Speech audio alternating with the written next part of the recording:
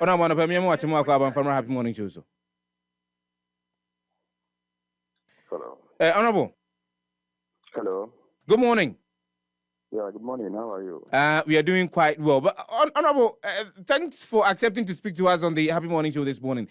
A quick one. Thank you very much. What really seems to be the issue? Because I have spoken with the West African Examination Council. They mentioned to me and to the general public that they always prepare their budget on time.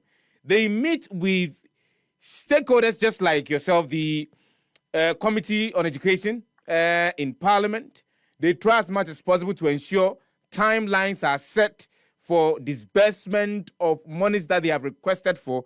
But it looks as if for the past 2 years, monies expected to be given to them are in arrears. What seems to be the issue, sir? Yeah, thank you very much. Although I didn't hear the PRO himself, all that he said for me is true. You know, during the budget session every year, WAEC appears before the Committee on Education, and they tell us how many candidates are going to write the WAEC in the next year. How many candidates are going to write WASE in the next year, based on the information given to them by the Ghana Education Service.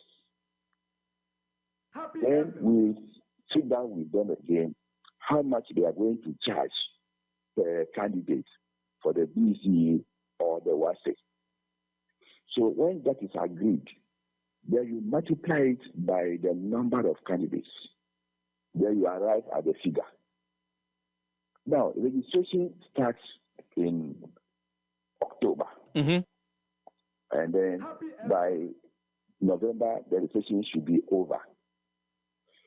So we expect the Ministry of Education and the GES to release money to WAEC as agreed upon at the budget session. But for 3 years running now, this has not been the case. Parliament or the minority and the committee will have to talk before money is released. And it is affecting the performance of WAEC. If we had not spoken in the last 3 weeks, the 47 million that they got last week, which I don't know even has hit their account yet, will not have been given to them.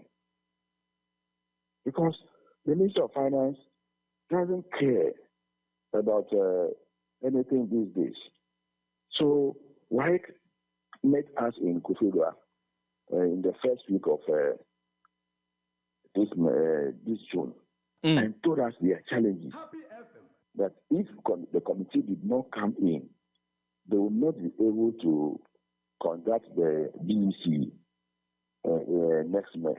So the committee's intervention led to the payment of the 47 million Ghana cedis. Exactly so. So if we had not come in, they wouldn't have been given that money. And that is only that is 49% of what they owe them for the BEC. Yes. So we will continue to fight for them, because after they have conducted the examination, the next stage is the marking, the script check, the collation. And payment to examiners is a big sum of money, which must be paid as soon as the marking is completed. So we will continue to talk for them, and I hope the ministers are listening, that is finance and education. They will do their best to get the money for them. What have you identified as some of the factors that lead to the delay in the disbursement of the funds to the West African Examination Council? Oh, it is a lack of priority on the part of government. They are not interested in the welfare of anybody except themselves. So whether they conduct examination or not, they are not worried at all. So it is a misplaced priority on the part of government that is causing it. Misplaced priority on the part of government? Yes, actually. But this is a government that says that it's really concerned about education. Has invested...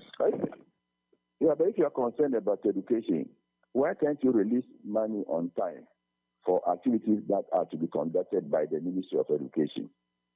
As we are talking now, they owe money to those who supplied school uniform 2-3 years ago to the senior high school students.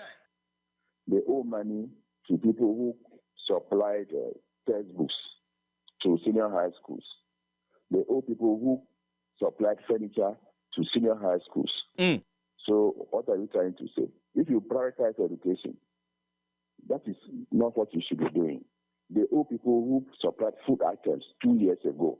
So what are they trying to do? You see, so you go to the schools, the type of food that is given to the students, you eat for them.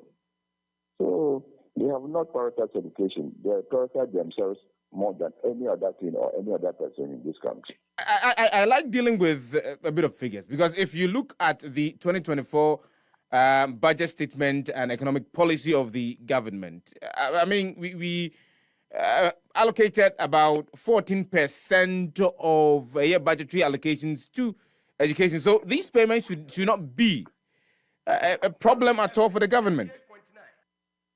Well, 14%, you say education takes the largest portion of the budget, followed by health.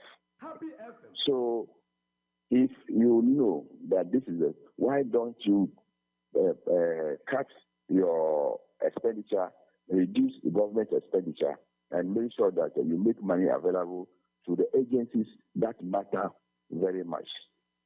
See, if you go to our schools now, basic schools, there's nothing interesting going on because the textbooks are not there, the materials for teaching and learning are not there, the furniture is not there. So you see children sitting on the blocks of cement to write, lying on the floor to write and learn. So what are we trying to tell Ghanaians? Do we prioritize basic education? That is the problem we are facing. Finally, before we go, should we as a state, as a country, revert to the period where we allowed parents to pay for the registration for West African Examination Council? Because if you listen to the public relations officer of West African Examination Council, he mentions that in those days, they had money, and so they could go to their suppliers and argue or negotiate from a very strong point. But with the current arrangement with government, they go to the suppliers literally with their caps in arms. Oh, for me, going back to the old system may not be the solution to the problem. The problem is government is not releasing money on time. The 47 million they released last week, what prevented them from releasing that money at the time of registration? You see, so when you are ready to do something and you put your mind on it and you see it as a priority or very important for you, you can work on it. So going back to the old system, I may not support it because you have now made the people realize that, oh, everything is free. So you have decided to introduce them to that type of free bites. You cannot go now and take it back from them. But what you can do is to make sure that you make it sustainable. And make it sustainable is to make the necessary budgetary releases, not allocation, releases on time. And then that will be okay. How do we ensure that that is done, Honorable? Oh, if a serious government in office, they can do that. So we can literally say that this government is not serious about education? No, it's not serious. They are only playing lip service. They are not doing the best for this country as far as education is concerned. Honorable Peter Nojukote, ranking member, Education Committee of Parliament, thank you very much for speaking to us this morning on the Happy Morning Show. Thank you, too.